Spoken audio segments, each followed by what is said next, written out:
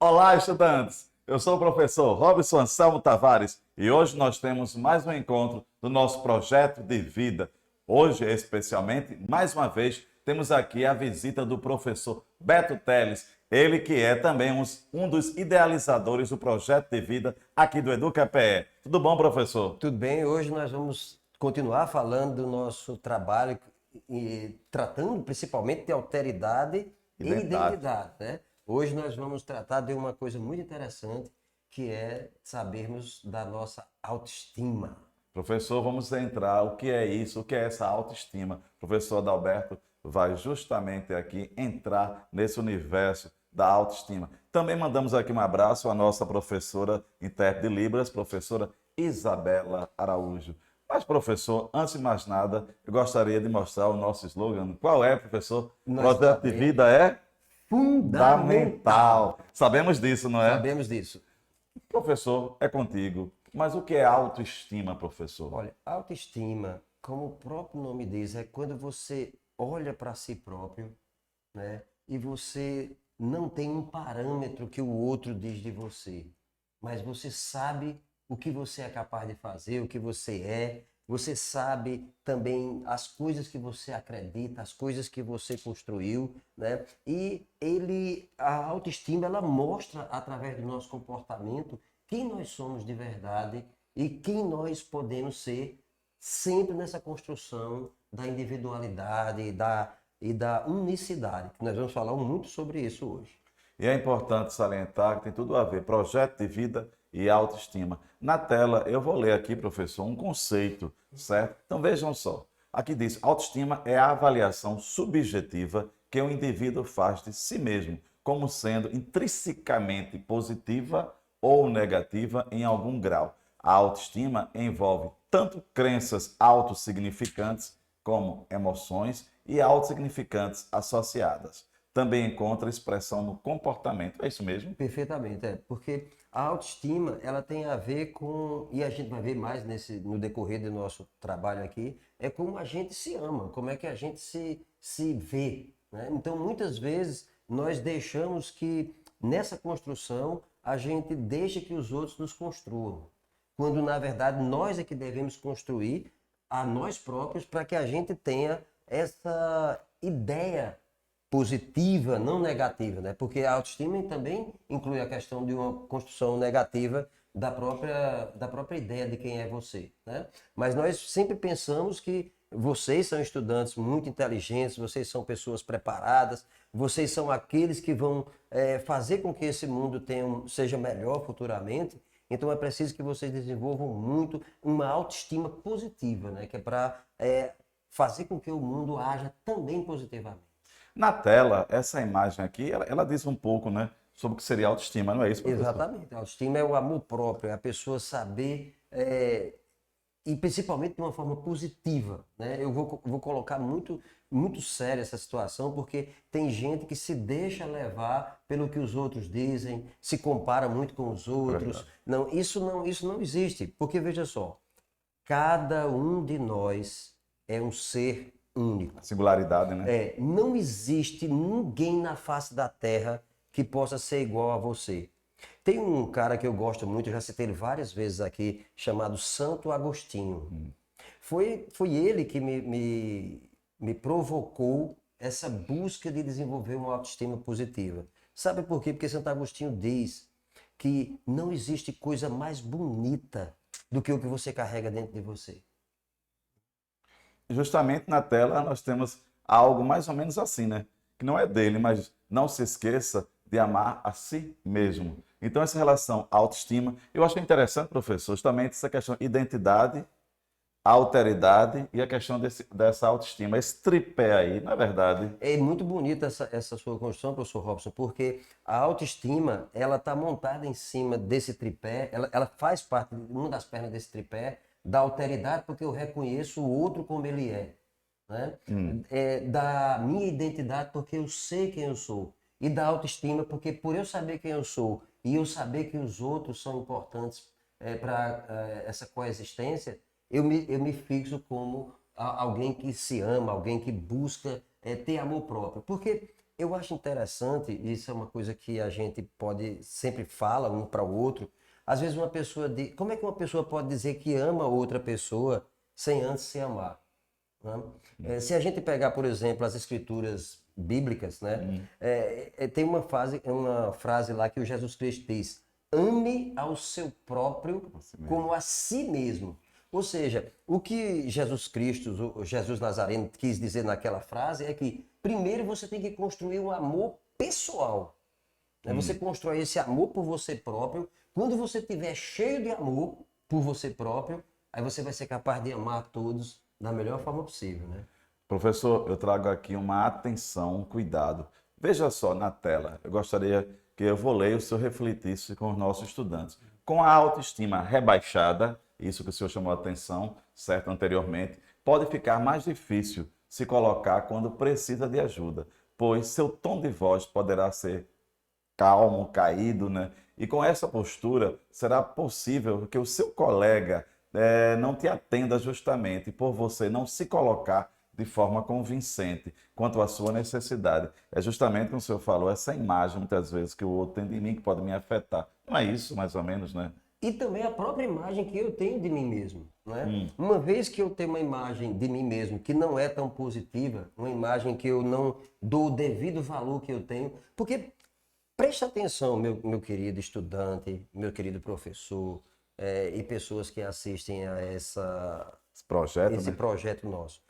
Se nós não trabalharmos esse amor com a gente, como é que eu vou poder amar o meu próximo? Se eu faço uma construção negativa do que eu sou, eu tenho que entender uma coisa. Eu não posso achar que, por exemplo, Brad Pitt é um cara mais bonito do que eu, porque ele é Brad, eu sou eu. Eu não posso fazer essa comparação porque só existe um Brad Pitt na vida e só existe um professor Anselmo, só existe um professor Beto. Não existe mais outra questão como essa. Então, eu não poderia jamais achar que alguém é bonito e eu sou feio. Não, eu sou a pessoa mais bonita do mundo na minha posição. Porque não existe outra pessoa igual a mim. Então, eu não posso me comparar. Você não pode se comparar com outra pessoa e você não pode deixar que os outros façam pilha em cima de você.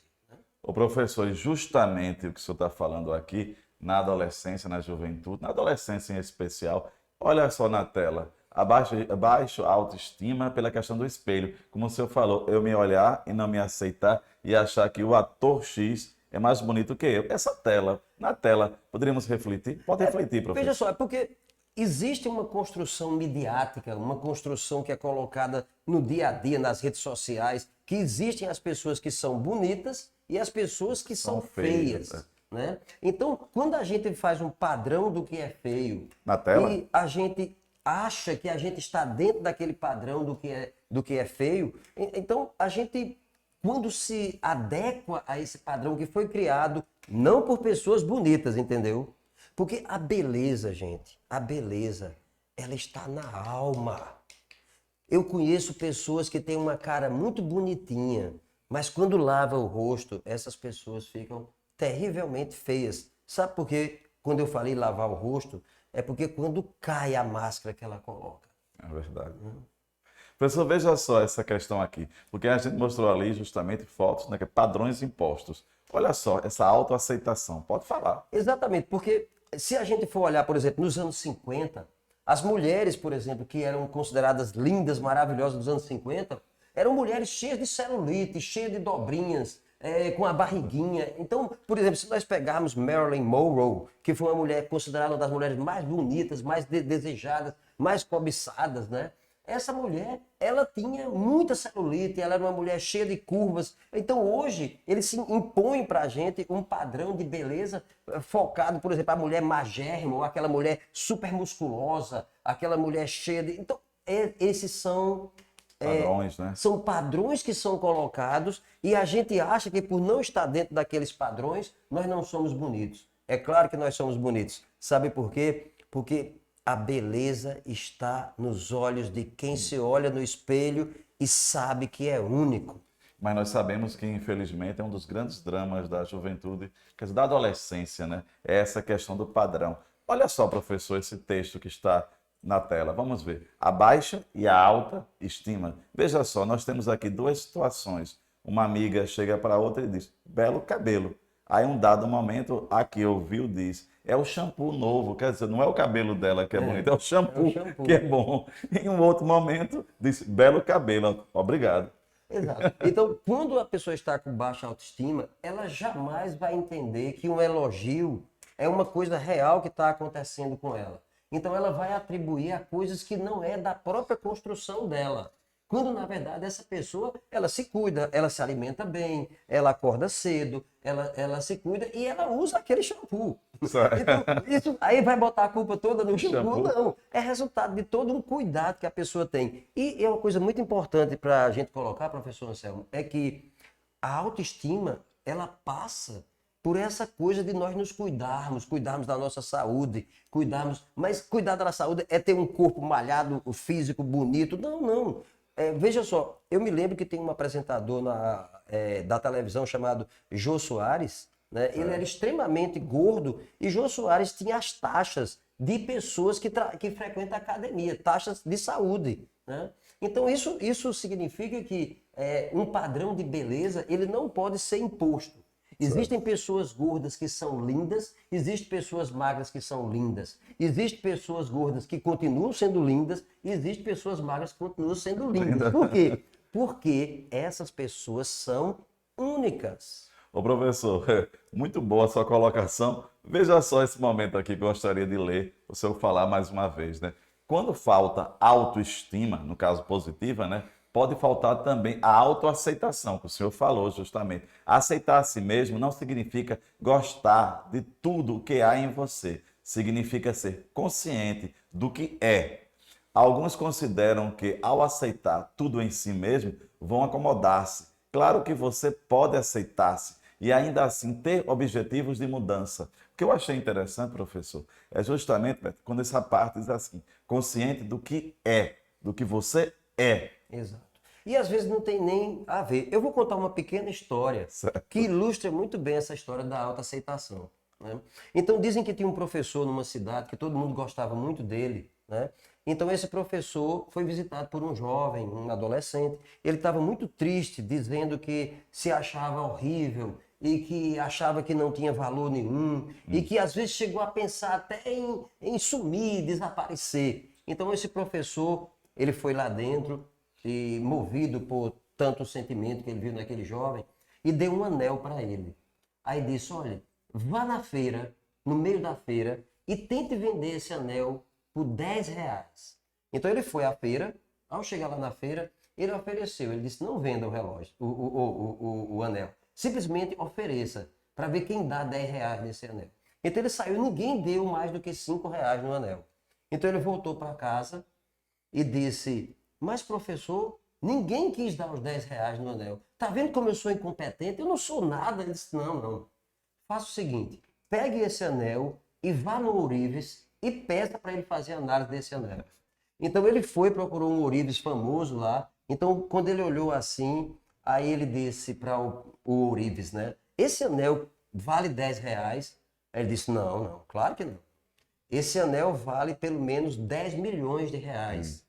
Porque as peças que compõem esse anel são peças são pedras raríssimas, são diamantes azuis. Então são coisas extremamente raras. Então esse anel deve valer uns 10 milhões. Então ele voltou para casa e disse, professor, veja esse anel. O Ourives disse que ele vale 10 milhões. Aí ele disse, esse anel é igual a você. Ele disse, como assim igual a mim? Ele diz, quando você se deixa analisar por pessoas que não lhe conhecem e não conhecem a sua humanidade e a sua bondade, como foram as pessoas da rua, elas não lhe dão valor. Mas quando você se deixa analisar por uma pessoa que conhece o valor que você tem, como é o meu caso, né? Eu sei que você é um anel de 10 milhões. Professor, belíssima essa representação, essa metáfora que o senhor acabou de falar agora. Eu acho que ela diz tudo o nosso bate-papo hoje, né? Que é a identidade e a alteridade. Professor, só uma pergunta. Sabendo que a escola é um ambiente tão plural e a questão do professor também, o estudante, é possível trabalhar essa autoestima com o nosso estudante? Sim, nós podemos trabalhar a autoestima dos nossos estudantes, até porque eu sei que cada um de vocês tem qualidades fantásticas que nós, os professores, podemos descobrir junto com os nossos estudantes, né? A gente pode conversar com nossos estudantes e descobrir os valores que eles carregam, que às vezes são valores muito raros. Então, nós, os professores, e vocês, os estudantes, nós precisamos estar juntos, estar unidos nessa construção de descobrirmos quem somos nós. E aí nós saberemos tratar também dessa questão da autoestima de cada um. Justamente, eu gostei quando você falou, tomar cuidado desses padrões de beleza, né? Aliás, não só de beleza, né? Especificamente de beleza, porque são vendidos para nós padrões de beleza. Por exemplo, nós somos pessoas um pouco fortes. Temos uma barriguinha aqui, ó, protuberante. Então, mas eu sempre, que alguém diz que eu fiquei barrigudo, porque eu já fui muito malhadinho, e uma pessoa me diz que eu fiquei barrigudo, eu digo, mas eu tenho uma barriga muito bonita, já prestou atenção? Porque isso eu faço parafraseando Pablo Picasso, né? Porque quando as namoradas de Pablo Picasso diziam que ele tinha uma barriga grande, ele diz, mas é uma barriga bonita. Quer dizer que é possível trabalhar em sala de aula essas questões? Sim, nós poderemos trabalhar. Existe até uma coisa que o senhor preparou de uma forma muito bonita, professor. Um passo a passo para a gente trabalhar essa questão da autoestima. Vamos lá ver? Passo a passo. Primeiro passo a passo. Aqui eu tenho, pare de quê?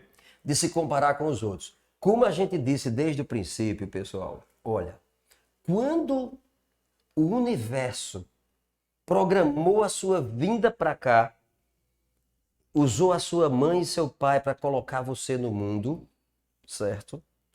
Você foi feito único. Eram 250 milhões de espermatozoides e um só se separou para unir ao óvulo e constituir um ser único. Ora, se você é único, você não pode se comparar com ninguém, porque você é incomparável. Segundo passo, não se rebaixe. Exatamente. Nós não devemos nos rebaixar nem ao autoritarismo, nós não devemos nos rebaixar a qualquer tipo de pessoas ou de regras ou de leis que queiram nos diminuir. Nós somos seres importantíssimos para essa coisa que a gente chama de humanidade. Como eu já disse em alguns encontros anteriores, professor Robson Selmo, se nós deixarmos de cumprir com a nossa parte nessa tarefa grande que é a vida, se nós não fizermos a nossa parte, vai faltar aquela partezinha da gente lá. Então, por isso, nós não devemos nos rebaixar a ninguém. Ninguém está acima da dignidade que cada um de nós e vocês carregam.